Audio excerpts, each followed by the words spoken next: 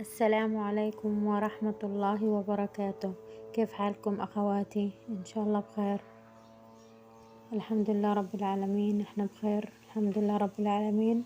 رضا من الله، الحمد لله رب العالمين. نحمد الله ونشكر فضله على كل حال. أول إشي بشكر كل أخت أو أخ كتب تعليق حلو، الله يجزاكم كل خير يا رب، يجعل تعليقاتكم في ميزان حسناتكم. كل كلمة حكتوا لنا إياها يا رب تجعلها في ميزان حسناتكم يا رب يا كريم. بشكركم من كل قلبي على كلامكم اللي بيشجعني وبحمسني إني أستمر معاكم، والله يجزاكم كل خير يا رب العالمين. وإذا أول مرة بتشاهدوا قناتي بتمنى إنكم تشتركوا فيها وتدعموها باللايك وبالاشتراك وبالمشاركة حتى تكبر فيكم وبدعمكم وبمحبتكم. وما تنسوا اللايك يا أخوات وتعليق حلو مثلكم حتى نستمر معاكم، وشاركوا القناة بين أحبابكم. أول إشي بديت يومي والحمد لله رب العالمين من الصبح، بديت معاكم الفطور. أول إشي عملت قليت بطاطا وباذنجان، قطعتهم وملحتهم وقليتهم. انتوا عارفين يعني للحين لسه جرة الغاز ما وصلت، فمستمرين على النار الحمد لله رب العالمين.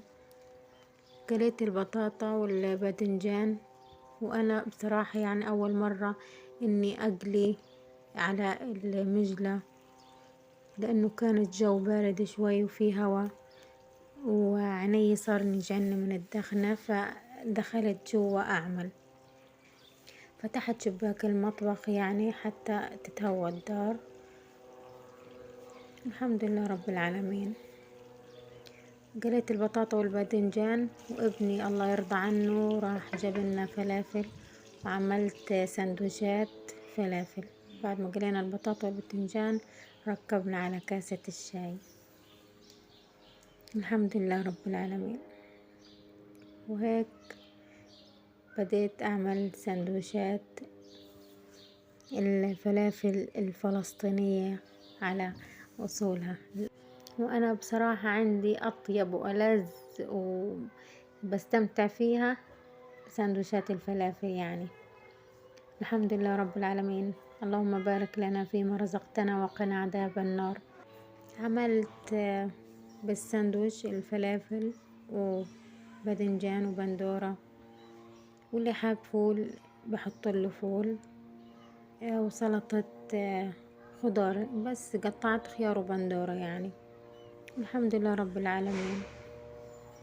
اللهم إني أبرأ من حولي وقوتي وتدبيري إلى حولك وقوتك وتدبيرك، لا إله إلا أنت، لا يعجزك شيء وأنت على كل شيء قدير. اللهم آمين يا رب العالمين. هاي أطيب وألذ ساندويش فلافل. مين بحب الفلافل يكتب لي بالتعليقات. وفي بعض الدول أو إخواننا المصريين بسموه طعمية، الله أعلم، بسموها طعمية.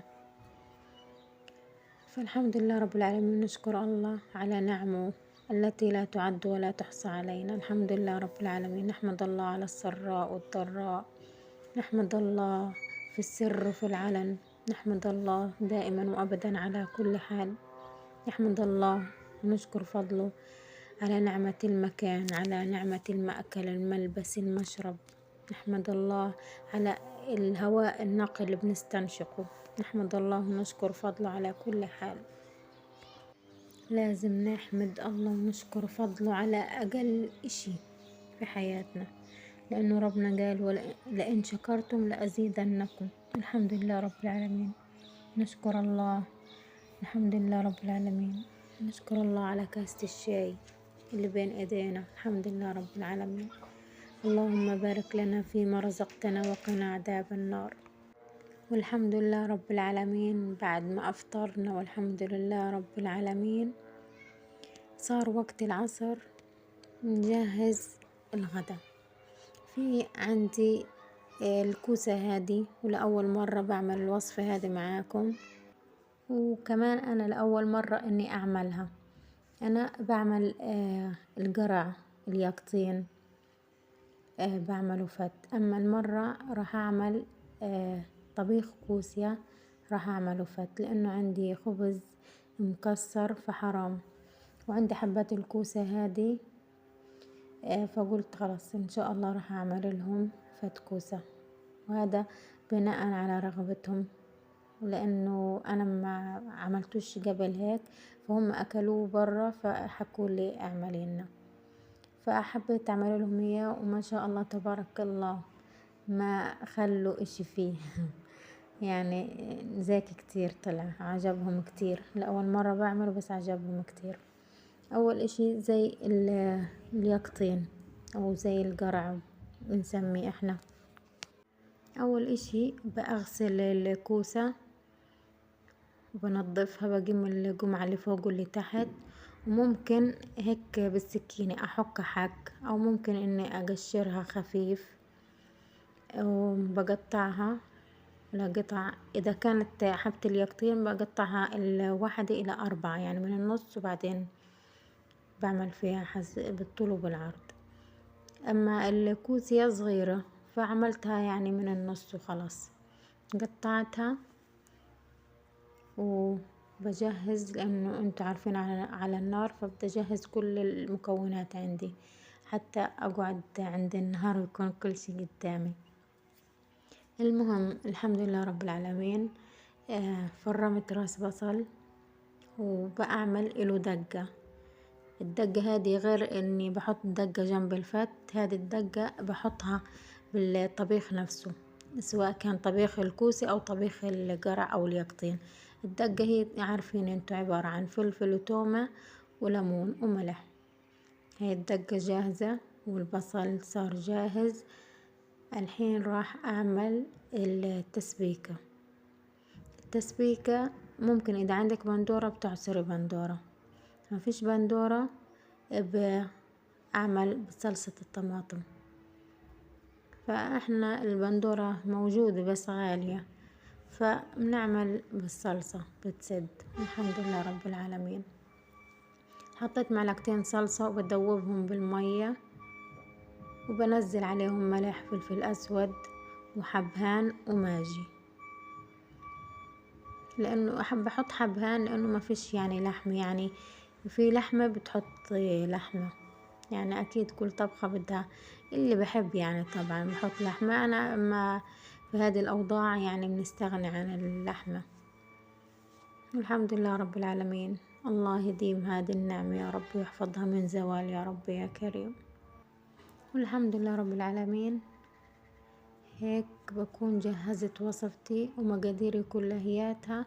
ويلا تعالوا معاي، لانه في واحدة من الاخوات حكت لي ياريت تورجينا كيف بتولع النار فانا راح اورجيكم اليوم كيف بولع النار. اول اشي بوزع الحطب. بعد ما اوزع الحطب، لانه في اخت بتحكي لي بتحطي زيت بتحطي هذا، لا ما بحطش ولا اشي. انا بحط الحطب والكيس النايلون هذا البلاستيك هو اللي بيساعدها انها النار تضلها ماسكة فيها وتولع. بوزع كم من ورقة، وبولع ورقة في القداحة وبحط على الحطب، او بحط على الكيس بأول اشي وعلى باقي الورق اللي وزعته. فخلص بتاكل بتدق النار فيها وبتولع بالحطب. وهينا احنا الغزاويات تعلمنا كل اشي. انا النار والله ما كنت اعرف اولعها بالمرة، فلكن الحمد لله تعلمنا، والحياة مدرسة وكل يوم بنتعلم كل اشي، والحمد لله رب العالمين. نحمد الله ونشكر فضله. تعلمنا كل حاجة في هذه المعاناة اللي بنعانيها، الحمد لله رب العالمين. بعدين إذا عندك كرتونة ورقة صينية هيك من الخفيفة بتهوي عليها. أنا بصراحة يعني ما عملتش برا زي ما حكيت لكم، لأنه في هوا كتير، فعيوني صاروا يوجعوني من الدخنة. الحمد لله رب العالمين. اللهم المستعان. ربنا يجعل في ميزان حسناتنا يا رب يا كريم يا الله. اللهم إنا نعوذ بك من الهم والحزن، ونعوذ بك من العجز والكسل، ونعوذ بك من البخل والجبن، ونعوذ بك من غلبة الدين وقهر الرجال. الله المستعان. بعد هيك يا أخواتي، بعد ما ولعت النار بحط الطنجرة على النار، بحط الزيت وبنزل البصل حتى يدبل. إذا في لحمة بنزل قطع اللحمة، بتركها تنزل ميتها شوية. لا حول ولا قوة إلا بالله العلي العظيم. سبحانك اللهم وبحمدك، سبحان الله العظيم. لا تنسوا يا أخوات الذكر. الله يكرمكم ويجزاكم كل خير يا رب، يجعل في ميزان حسناتنا يا رب، يجعل كل كلمة بنحكيها يا رب، اجعلها يا رب شفيعة إلنا يوم القيامة يا رب. اجعل جلستنا هذه جلسة ذكر ومحبة على الطاعة والعبادة يا رب. اللهم اجعلنا ممن تظلهم تحت عرشك يوم لا ظل إلا ظلك يا أكرم الأكرمين يا الله. لا إله إلا أنت سبحانك إني كنت من الظالمين. وبعد يا أخواتي ما دبل البصل، إذا في لحمة زي ما حكيت لكم بتنزلوها، بنزل حبات الكوسة أو القرع نفس الطبخة. بأترك حبات الكوسة تدبل، بغطيها تدبل، بس أنا عشان مش على الغاز والنار شوية عالية فخفت يعني إنها تنشعط تنحرق هيك شوية، فنزلت الصلصة أو التسبيك. وانتو زي ما انتو عارفين الصلصة التسبيك جهزتها بالملح والفلفل الأسود وحب الهان، وبتركها تغلي وتتسبك. وقبل ما تتسبك بنزل عليها الدقة اللي عملتها، وهيك وهي بتغلي. الحمد لله رب العالمين، نشكر الله على فضله علينا. الحمد لله. اللهم أني أسألك من الخير كله عاجله وآجله ما علمت منه وما لم أعلم، وأعوذ بك من الشر كله عاجله وآجله ما علمت منه وما لم أعلم، وأسألك الجنة يا الله وما يقرب إليها من قول وعمل، وأعوذ بك من النار وما يقرب إليها من قول وعمل، وأسألك من الخير كله ما سألك عبدك ورسولك محمد صلوات الله عليه وسلم، وأستعيذك ممن استعاذك منه عبدك ورسولك محمد صلوات الله عليه وسلم، وأسألك ما قضيت لي من أمر أن تجعل عاقبته رشدا يا أرحم الراحمين يا الله، برحمتك يا أرحم الراحمين يا الله. وبعد ما غلى يا أخواتي الطبيخ الكوسة وقرب بده يتسبك، بنزل عليه الدقة وبتركه شوية يغلي مع بعضه، أو حتى الدقة تستطعم فيه أكتر. وبعد هيك بقى أخد صحن من الطبيخ للي حاب غموس يعني، والباقي بعمله بنزل الخبز اللي قطعته على طبيخ الكوسة أو القرع نفس الطريقة الاثنين، بقلبهم مع بعض حتى يدبل الخبز. هو المفروض يعني يكون الغاز مطفي الحين يعني لما بنزل الخبز، فأنا النار واطي كتير، فيعني قلت عادي بهموش يعني بدبل أكتر. فقلبته مع بعض، ولما بتتركيه بيطرى الخبز وبيتشرب المي وبيطرى، فتركته شوية مع بعض. وهيك صار وقت التقديم. اللهم بارك لنا فيما رزقتنا، نحمد الله ونشكر فضله. الحمد لله رب العالمين. اللهم أدمها من نعم واحفظها من زوال يا أكرم الأكرمين يا الله. اللهم أقسم لنا من خشيتك ما تحول به بيننا وبين معاصيك، ومن طاعتك ما تبلغنا به جنتك، ومن اليقين ما تهون به علينا مصائب الدنيا. اللهم متعنا بأسماعنا وأبصارنا وقوتنا ما أحييتنا، واجعله الوارث منا، واجعل ثأرنا على من ظلمنا، وانصرنا على من عدانا، ولا تجعل مصيبتنا في ديننا، ولا تجعل الدنيا أكبر همنا ولا مبلغ علمنا، ولا تسلط علينا من لا يرحمنا يا الله. لا تنسونا يا أخواتي بدعوة بظهر الغيب، ولكم بالمثل إن شاء الله. ما تنسوا اللايك والمشاركة للقناة حتى نكبر فيكم وبدعمكم ومحبتكم. دعواتكم إن أختكم أم محمد من غزة.